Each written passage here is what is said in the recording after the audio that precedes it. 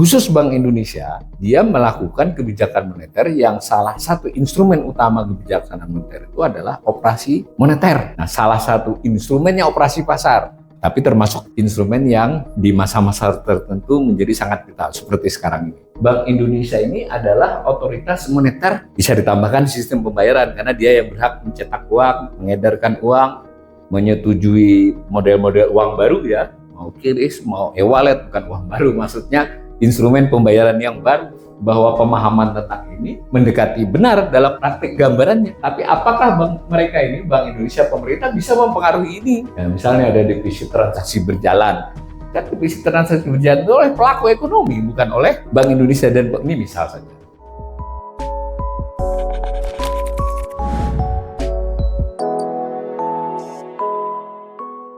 Kita melanjutkan literasi tentang Bank Indonesia. Kita sudah melihat bahwa tujuan utama kebijakan moneter Bank Indonesia itu adalah untuk mencapai stabilitas nilai rupiah. Kemudian memelihara stabilitas sistem pembayaran. Lalu menjaga stabilitas sistem keuangan. Jadi 3 pilar ya. Dan kita ingatkan kembali yang dimaksud dengan stabilitas nilai rupiah itu adalah kestabilan harga barang dan jasa dan kestabilan nilai tukar rupiah. Harga barang dan jasa itu diukur dari inflasi. Sedangkan nilai tukar rupiah itu diukur dari kestabilannya terhadap mata uang negara lain. Tetapi dalam prakteknya biasanya yang lebih banyak diukur adalah terhadap dolar Amerika. Dalam upaya mencapai tujuan tersebut, Bank Indonesia ini menerapkan yang disebut kerangka kebijakan moneter Inflation Targeting Framework ITF ya sejak 2005. Kemudian dikembangkan menjadi fleksibel ITF beberapa tahun kemudian. Jadi ada modifikasi, tapi tetap sasarannya yang utama adalah inflasi.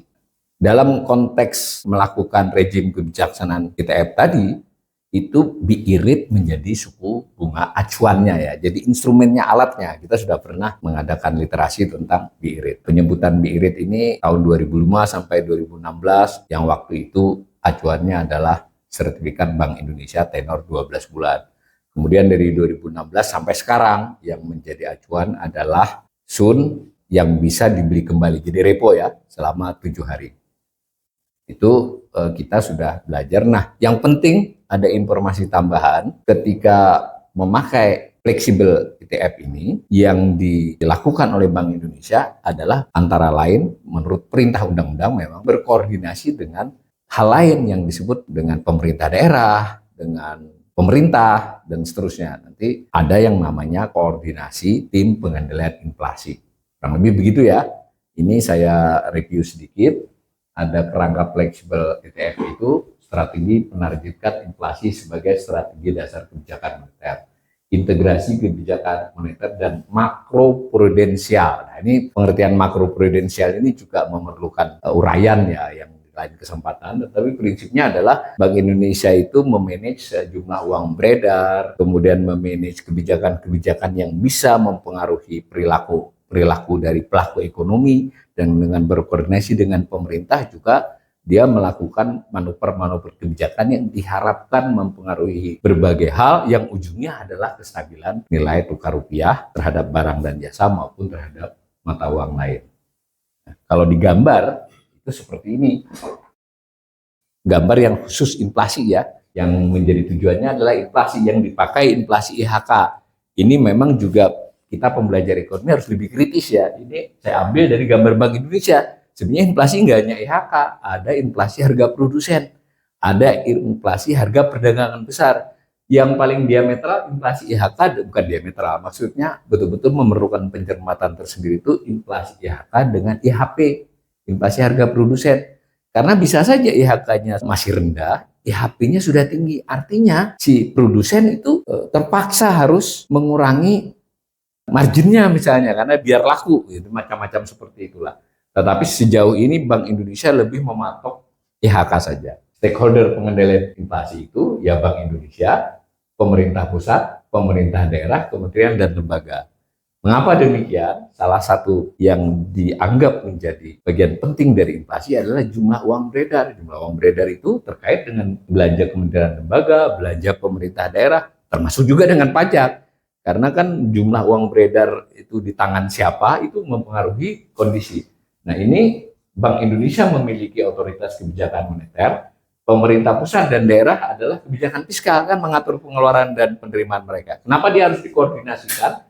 Ya sekali lagi, dalam rangka mengendalikan inflasi, salah satunya adalah terkait dengan jumlah uang beredar maupun terkait dengan program-program pemerintah yang dianggap nanti akan bisa meningkatkan inflasi. Tidak, misalnya ada proyek besar yang nanti meningkatkan harga-harga barang di situ. Bank Indonesia kalau memiliki pengetahuan lebih dahulu terkoordinasi, dia bisa dianggap akan bisa ikut mengantisipasi.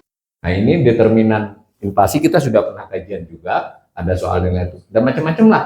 Kita sudah, nanti silakan dicek literasi kita tentang inflasi ya.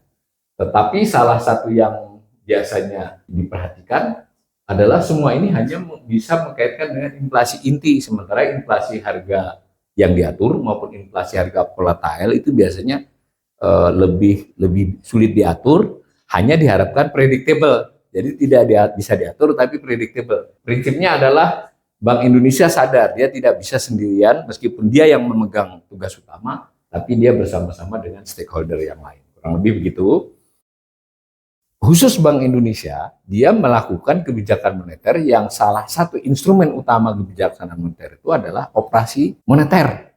Bedain ya, kebijakan moneter itu lebih luas, terkait dengan jumlah uang yang beredar, menambahi, mengurangi, memanage, mengatur, dan seterusnya. Nah, salah satu instrumennya operasi pasar, tapi termasuk instrumen yang di masa-masa tertentu menjadi sangat vital, seperti sekarang ini. Nah, operasi moneter ini terdiri dari operasi pasar terbuka dan standing facility. Operasi pasar terbuka itu mungkin ya bisa membayangkan lah seperti operasi minyak goreng, operasi gula pasir bisa, karena dalam konteks menambahi supply di pasar. Tetapi yang di dalam operasi pasar sektorial itu kan yang tidak ada menyerap kan, kecuali Bulog ya. Ya ini bisa, dia operasi pasar terbuka ini bisa menyerap. Nah, yang satunya lagi adalah fasilitas standing facility, itu berarti bisa berupa meminjami maupun menyerap.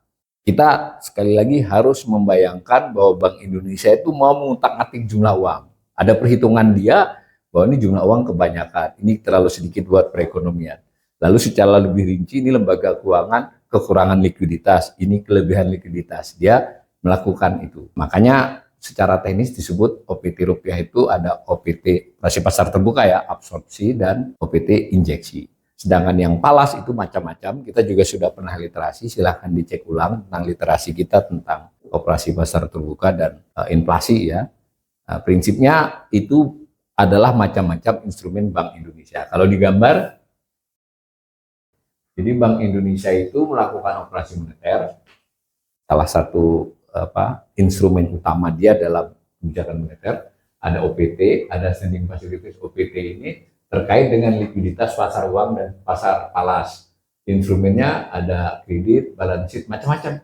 Ekspektasi, dia juga mengelola ekspektasi. Nah, untuk ekspektasi ini agak sedikit lebih rumit ya. Misal ekspektasi bahwa inflasi akan tinggi, ekspektasi nilai tukar akan tinggi, itu harus dikelola oleh Bank Indonesia. Dia harus buat opini bahwa ini nilai tukar akan terkendali. Jadi ketika orang ribut-ribut mau 17.000, Bank Indonesia berusaha keras agar ekspektasi tersebut dirubah dia. Enggak, Bank Indonesia ini akan bisa membuatnya menjadi 16.300, 16.000 sampai misalnya begitu. Kadang berhasil, kadang tidak. Yang namanya kebijakan kan bisa gagal. Nah, ini ekspektasi, ini macam-macamnya caranya melihat. Masing-masing ini ada indikatornya. Nanti pelan-pelan kita mempelajari ini. Nah, dalam keseluruhan transmisi kebijakan moneter ini, kuncinya Bank Indonesia terutama adalah suku bunga kebijakan. Yang kita kenal adalah BI rate, gitu ya. Nah, lalu Bank Indonesia ini adalah otoritas moneter, bisa ditambahkan sistem pembayaran karena dia yang berhak mencetak uang, mengedarkan uang, menyetujui model-model uang baru ya, mau QRIS, mau e-wallet, bukan uang baru, maksudnya instrumen pembayaran yang baru mereka.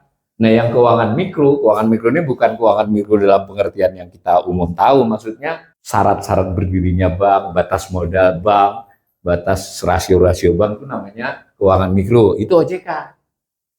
Sementara pemerintah itu khusus fiskal dalam konteks ini, yaitu pengeluaran dan penerimaan pendapatan, jadi bisa pajak, bisa belanja. Nah, Ini juga dari Pak Peri Warjio, beliau tahun 2016 sebelum dia jadi Gubernur Bank Indonesia. Nah, kerangka inilah yang saat ini memang harus diakui, ini pikiran-pikiran Pak Peri Warjio ini ternyata memang yang sekarang diterapkan nih. Mungkin waktu itu beliau juga dibantu oleh para tim ahlinya ya. Jadi ada sasaran dan kebijakan makroekonomi. Nah, ini yang disebut dengan bauran mix, bauran kebijakan makro ya. Sasarannya ada, keterkaitan makro finansial, ada kebijakan eksternal, ada kebijakan mikro prudensial, ini makro prudensial Bank Indonesia dan seterusnya. Ini ada usaha untuk digambarkan seperti ini. Jadi kalau berdasarkan gambaran ini sebenarnya Bank Indonesia bersama-sama Kementerian Keuangan bersama OJK itu sudah paham bahwa dunia ekonomi ini, industri keuangan khususnya itu begini. Tetapi jangan, pembelajar ekonomi jangan salah paham ya. Kita tahu, kita memahami, belum tentu bisa mengendalikan. Kita tahu saja sebab inflasi adalah supply and demand. Supply kita tahu kekurangan penawaran, kekurangan barangnya. Tapi belum tentu kita bisa melakukan tindakan. Jadi saya ajaklah para pembelajar ekonomi ini, meskipun ini adalah seri literasi ya, bahwa pemahaman tentang ini mendekati benar dalam praktik gambarannya. Tapi apakah mereka ini, Bank Indonesia, pemerintah bisa mempengaruhi ini? Ya, misalnya ada defisit transaksi berjalan. Kan defisit transaksi berjalan itu oleh pelaku ekonomi, bukan oleh Bank Indonesia. Dan ini misal saja. Kita harus pelan-pelan dan berkait untuk analisis-analisis ekonomi seperti ini. Nah, begitu juga dengan ini. Dengan pemahaman akan situasi ini, jadi ini kira-kira pemahaman tentang kondisi bagaimana mikro makro prudensial berhubungan, bagaimana sistem keuangan. Nah, lalu ini gambaran cara kebijakan menurut Pak Peri ya. Dan kalau saya baca beberapa undang-undang yang terakhir, memang merujuk kepada ini. Mudah-mudahan pembelajar ekonomi mendalami lebih lanjut apa yang tertulis di sini, yang nanti juga kita akan satu persatu. Sebagiannya sudah pernah kita kaji. Dengan demikian kita bisa memiliki pemahaman yang lebih baik terhadap ekonomi Indonesia.